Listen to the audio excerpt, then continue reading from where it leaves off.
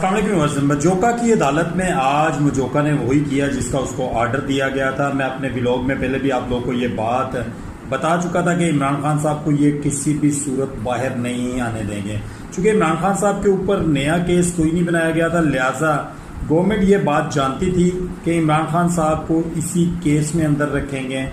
نکاح عدت کیس میں عمران خان صاحب کو جناب اور ان کی مسز کو 7 سال کی سزا ان کی وہ برقرار رکھی گئی ہے اور ان کو دوبارہ پھر جیل شفٹ کر دیا گیا ہے۔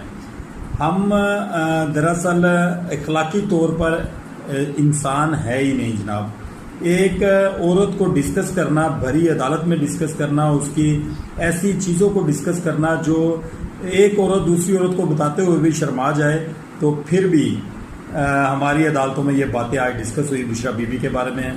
اللہ تعالیٰ ہماری عدالتوں کو نیک ہدایت دے اور حق اور سچ پر چلنے کی توفیق عطا فرمائے تاکہ ملک کے اندر ایک نظام قائم ہو سکے۔